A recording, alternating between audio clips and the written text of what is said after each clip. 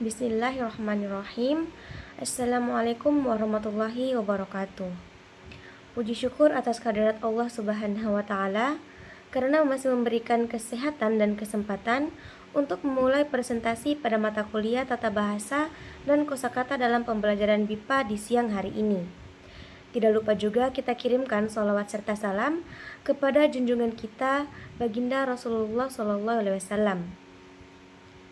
Perkenalkan, nama saya Azmi Fauzia yang akan mempresentasikan materi tentang karakteristik tata bahasa Indonesia. Selanjutnya, latar belakang. Bahasa Indonesia memiliki sistem tata bahasa yang unik dan berbeda dari bahasa asing lainnya. Kekhasan ini terlihat dari cara membentuk kata melalui imbuhan serta susunan kalimat yang fleksibel. Meskipun tidak mengenal perubahan kata kerja berdasarkan waktu, gender gramatikal, maupun persesuaian subjek predikat, bahasa Indonesia tetap mampu menyampaikan makna yang beragam melalui konteks dan keterangan. Oleh karena itu, pemahaman tentang karakteristik tata bahasa Indonesia, khususnya ciri morfosintaksis dan struktur kalimat, penting untuk meningkatkan kemampuan berbahasa secara baik dan benar. Slide selanjutnya, karakteristik tata bahasa Indonesia. Yang pertama, memiliki ciri morfosintaksis yang khas. Istilah morfosintaksis ini berasal dari dua cabang ilmu bahasa. Yang pertama morfologi dan yang kedua itu sintaksis. Morfologi yaitu mempelajari bentuk dan pembentukan kata, sedangkan sintaksis mempelajari cara menyusun kata menjadi kalimat. Dalam bahasa Indonesia, kedua aspek ini sangat berkaitan. Artinya, perubahan bentuk kata melalui imbuhan akan memengaruhi fungsi kata tersebut dalam kalimat. Contoh katanya seperti kata baca, membaca, bacaan, dan pembaca. Kata dasarnya sama, yaitu baca, tetapi fungsi dan maknanya berbeda. Contoh kalimat yang saya ambil itu, saya membaca buku. Kata membaca sama dengan kata kerja. Lalu kalimat kedua, buku itu adalah bacaan saya.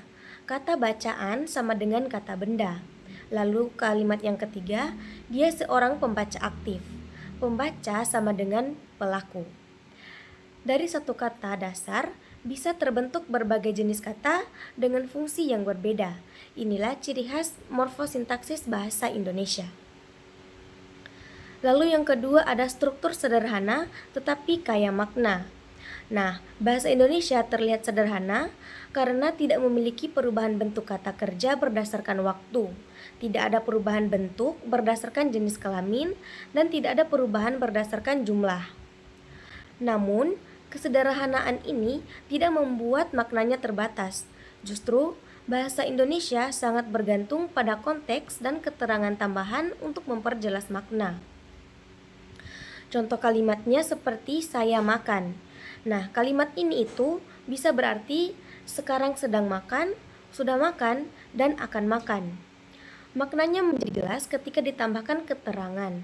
Saya sudah makan, saya sedang makan, dan saya akan makan. Artinya, bahasa Indonesia tidak rumit secara bentuk, tetapi mampu menyampaikan makna yang sangat beragam. Lalu yang ketiga ada berbeda dengan bahasa asing dalam sistem gramatikal. Nah, perbedaan utama bahasa Indonesia dengan bahasa asing seperti bahasa Inggris adalah tidak ada perubahan bentuk kata kerja berdasarkan waktu, tidak ada perubahan berdasarkan subjek, dan tidak ada gender gramatikal. Untuk perbandingannya itu dalam bahasa Indonesia ada kata saya makan, dia makan, dan mereka makan. Nah, kata makan tidak berubah walaupun subjeknya berbeda. Sedangkan dalam bahasa Inggris, I eat, she eat, dan they eat. Itu kata makannya berubah sesuai dengan subjek dan juga gender yang ada pada bahasa Inggris tersebut. Lalu, hal ini itu membuat bahasa Indonesia lebih mudah dipelajari dari segi struktur, tetapi tetap memerlukan pemahaman konteks agar tidak salah makna. Lalu slide selanjutnya ada ciri-ciri morfosintaksis bahasa Indonesia. Yang pertama bersifat aglutinatif. Bahasa Indonesia termasuk bahasa aglutinatif, yaitu bahasa yang membentuk kata dengan cara menambahkan imbuhan pada kata dasar. Nah, imbuhan ini berfungsi untuk mengubah makna, mengubah jenis kata, dan menjelaskan hubungan gramatikal. Lalu yang kedua ada jenis-jenis imbuhan. Yang pertama, prefiks, yaitu awalan. Imbuhan yang ditambahkan di depan kata dasar. Contohnya itu seperti kata tulis. Jika ditambahkan awalan me menjadi menulis. Lalu kata lari jika ditambahkan awalan ber menjadi berlari. Lalu kata ambil. Kata ambil jika ditambahkan imbuhan ditambahkan awalan di, maka menjadi kata diambil. Lalu contoh yang keempat ada kata buka. Jika ditambahkan awalan ter menjadi terbuka. Nah, pada fungsi prefiks ini membentuk kata kerja aktif, membentuk kata kerja pasif, menunjukkan keadaan atau kemampuan, dan menunjukkan melakukan kegiatan. Lalu ada sufiks. Sufiks ini merupakan akhiran, imbuhan yang ditambahkan di belakang kata dasar. Contohnya seperti kata makan. Jika ditambahkan akhiran an menjadi makanan. Lalu kata ajar jika ditambahkan akhiran an menjadi ajaran. Lalu kata baca jika ditambahkan akhiran kan menjadi bacakan. Nah, fungsi sufiks itu membentuk kata benda, menunjukkan objek atau hasil, dan membentuk kata kerja transitif. Lalu yang ketiga ada infiks, yaitu sisipan, imbuhan yang disisipkan di tengah kata. Infiks tidak terlalu produktif dalam bahasa Indonesia modern, tetapi tetap menjadi bagian dari sistem morfologi. Lalu yang terakhir itu ada konfiks. Konfiks ini awalan yang ditambah juga dengan akhiran. Nah, imbuhan yang ditambahkan di depan dan juga belakang sekaligus. Contohnya itu seperti kata indah. Jika ditambahkan awalan ke dan ditambahkan akhiran an menjadi keindahan. Lalu kata main jika ditambahkan awalan per dan ditambahkan akhiran an menjadi permainan. Nah, konfiks ini biasanya membentuk kata benda abstrak, nama proses, dan nama hasil. Lalu ciri-ciri yang ketiga, imbuhan membentuk makna dan fungsi kata. Satu kata dasar bisa berubah maknanya bergantung imbuhan. Contoh kata dasar kata ajar.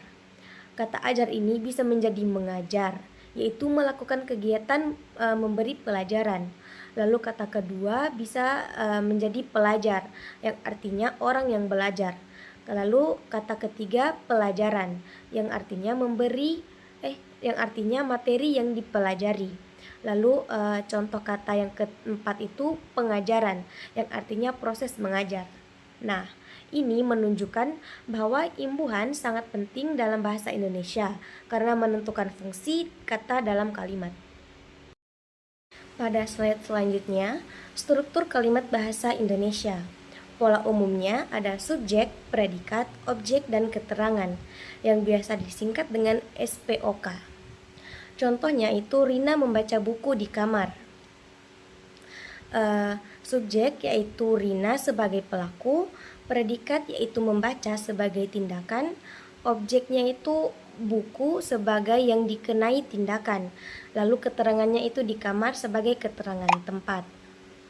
Lalu ada susunan kalimat relatif fleksibel.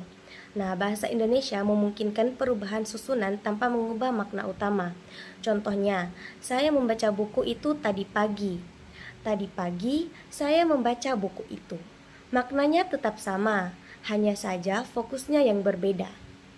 Lalu yang terakhir tidak ada persesuaian subjek predikat. Nah, dalam bahasa Indonesia, kata kerja tidak berubah walaupun subjeknya berbeda, jumlah atau orangnya. Contohnya, saya pergi, dia pergi, dan mereka pergi. Kata pergi tetap sama, berbeda dengan bahasa Inggris. Lalu ada sistem waktu dan kata kerja.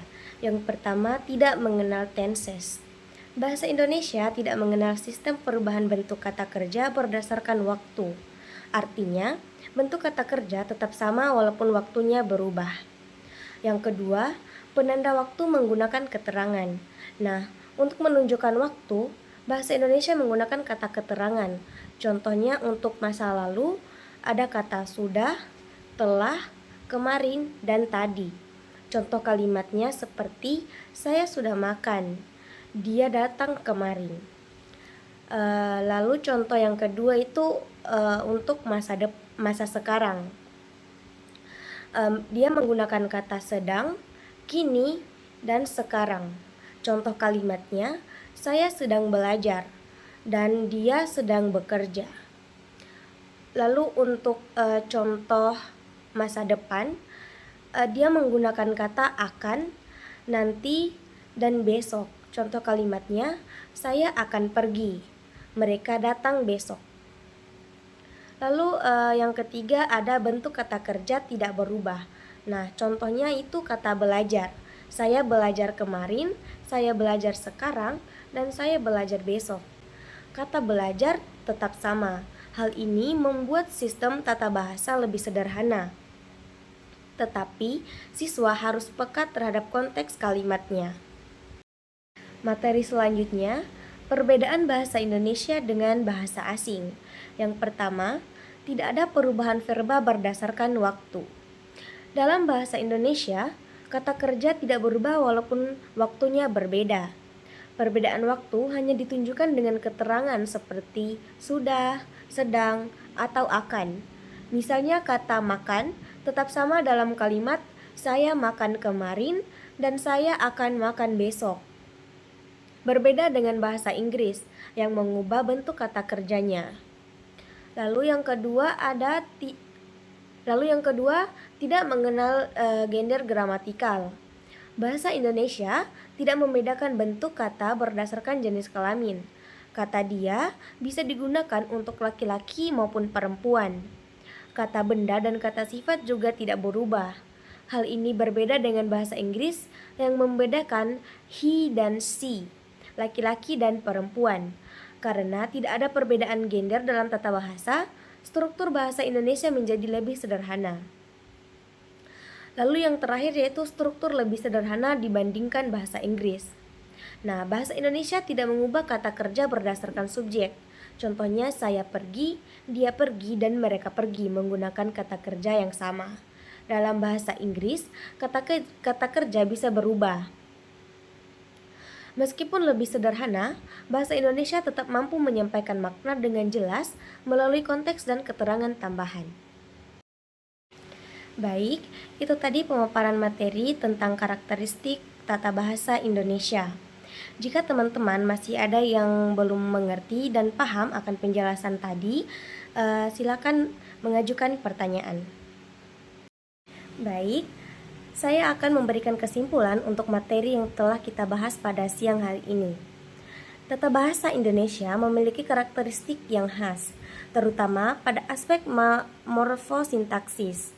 Bahasa Indonesia bersifat aglutinatif dengan menggunakan imbuhan sebagai unsur utama pembentukan kata dan makna. Struktur kalimatnya umumnya berpola SPOK, bersifat fleksibel, serta tidak mengenal persesuaian subjek predikat. Selain itu, bahasa Indonesia tidak memiliki sistem tenses. Penanda waktu disampaikan melalui keterangan waktu tanpa mengubah bentuk kata kerja. Dibandingkan dengan bahasa asing, sistem gramatikal bahasa Indonesia lebih sederhana, kontekstual, dan mudah dipelajari, namun tetap mampu menyampaikan makna secara efektif. Dengan diakhiri kesimpulan tadi, maka berakhir juga sesi diskusi kita pada siang hari ini. Lebih dan kurangnya saya mohon maaf. Wabillahi taufiq wal hidayah. Wassalamualaikum warahmatullahi wabarakatuh.